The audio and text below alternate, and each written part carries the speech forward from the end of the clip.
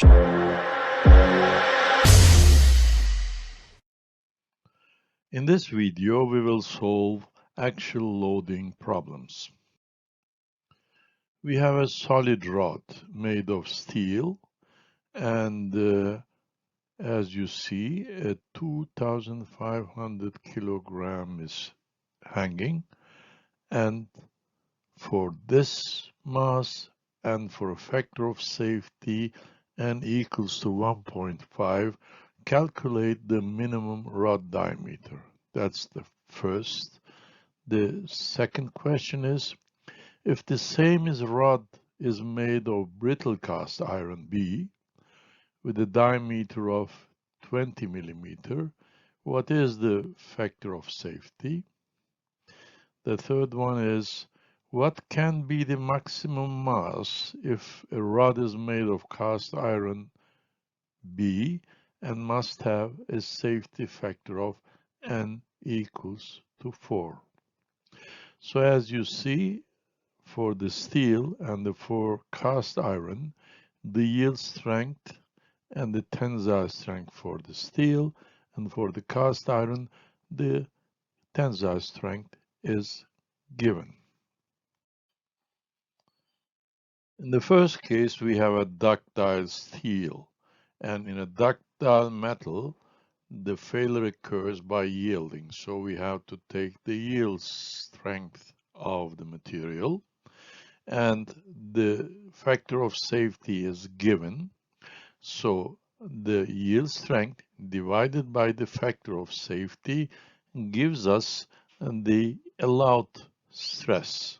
So we can load this rod up to this stress level. So the load is due to this mass.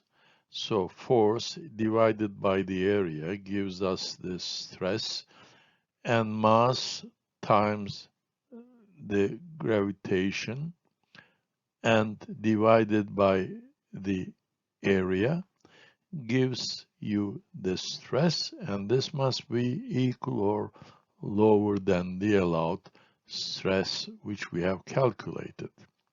So in this case, the only unknown is this D value. So if we take out D and put our numerical values for 200 kilogram times meter per square, both two gives Newton. Here we have pi, and here we have the allowed stress. So the result is in millimeters, and we have 13.42 millimeters is the minimum diameter of the rod if we like to carry this mass with a safety factor of 1.5. In the second case, the material changes. We will have a cast iron. This is a brittle material, so we don't have any yielding. So brittle materials stress strain curve will be something like that. We will take the tensile strength of this material. So because failure occurs by fracture. So the same calculations, force over the area should be less or equal than the allowed stress value. Force is again m times g. This is my area. This time I take the tensile strength of the material, that is 300, and my factor of safety is now asked. So in this equation, the ask value is n. So if we take out n, then we get this relation, and if we put our values, numerical values, as we have done in the previous calculation, this time my factor of safety is found as 3.84. Next question. This time the material does not change, it's still a brittle cast iron. So this time the factor of safety is given, and what can be the maximum mass if the rod is made out of this iron? The diameter is also known. The question is, what is the maximum mass which can be carried by this rod safely?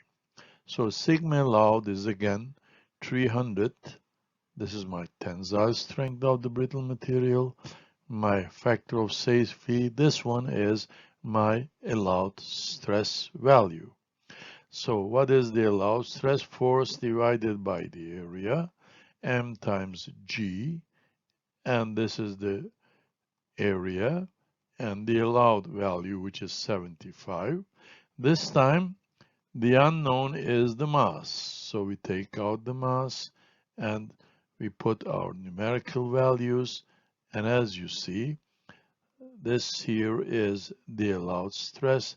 This is G, and as you see, this is the area, and the mass can be maximum 2402. So this is the answer for the last question.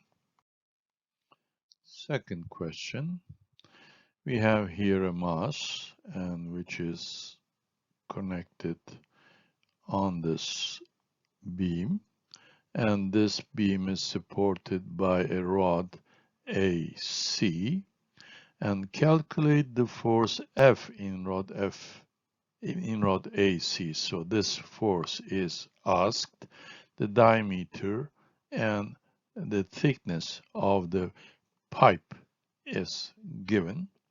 Second question, if the material is an S275 steel, calculate the elongation of this rod, which is actually a pipe.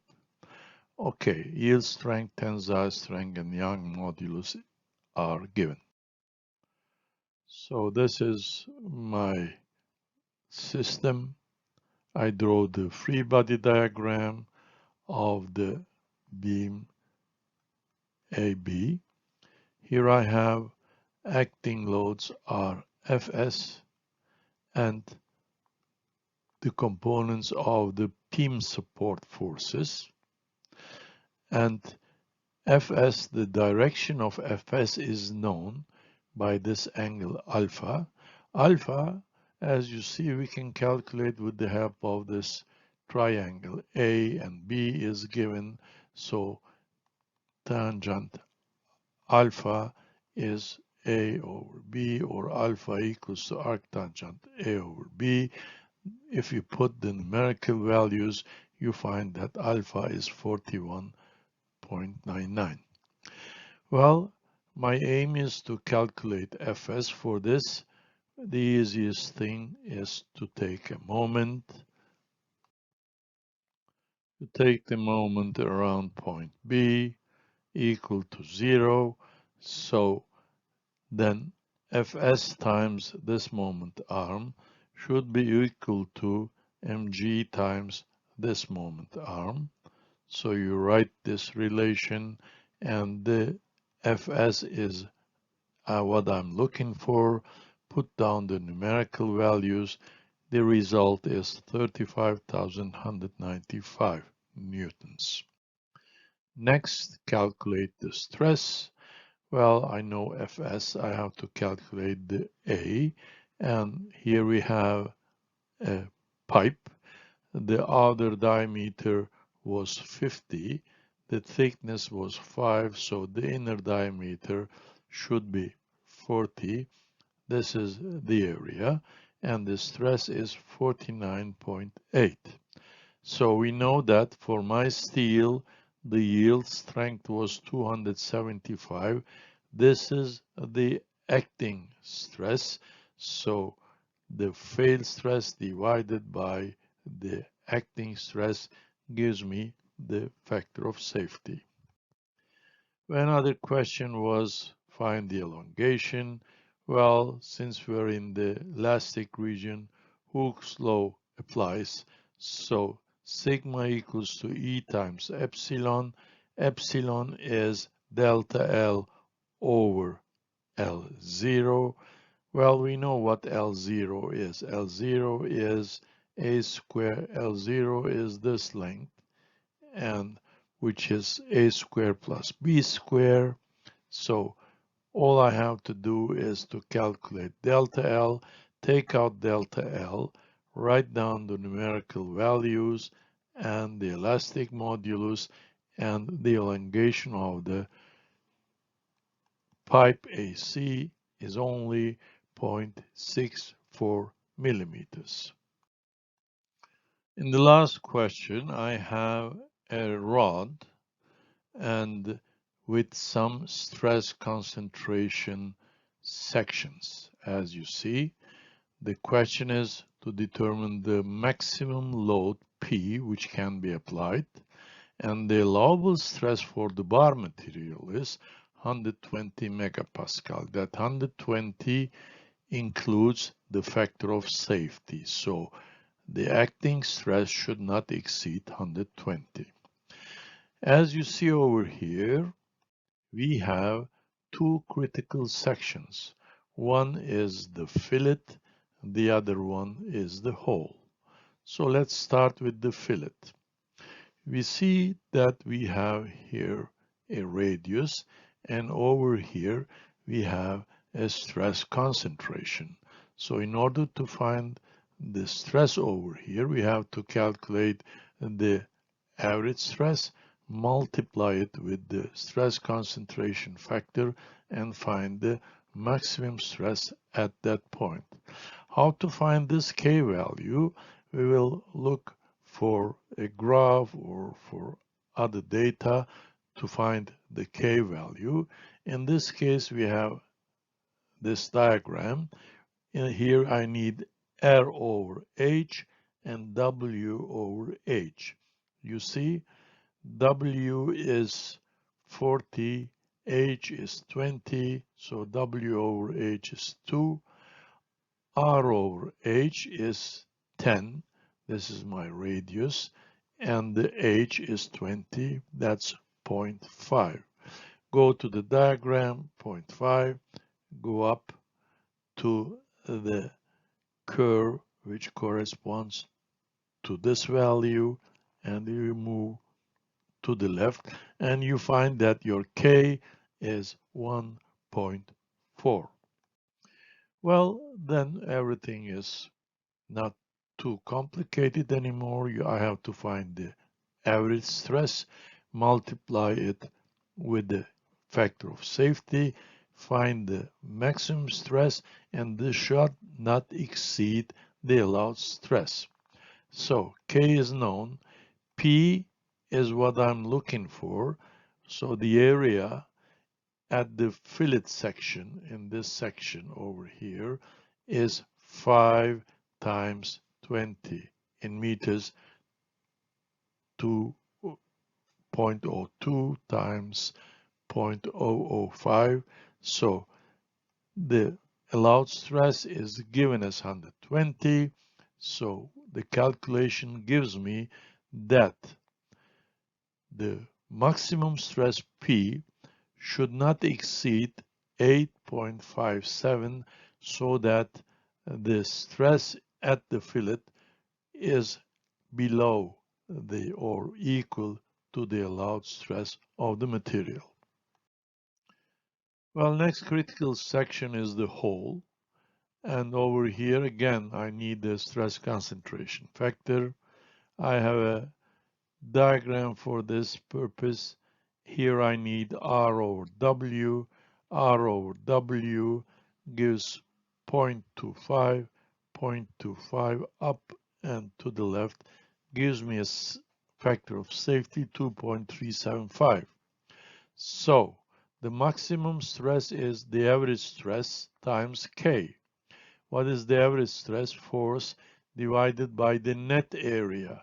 What is the net area? The width minus the diameter of the hole, the width minus the diameter of the hole, times the thickness gives me the average stress times K gives me the maximum stress, which should not exceed 120. So the calculation gives me 5.05. As you see, for this section, the maximum allowed load is only 5.05, which is smaller than the value for the fillet section. So this section is critical because this force is lower, and we can say the maximum allowed force can only be 505.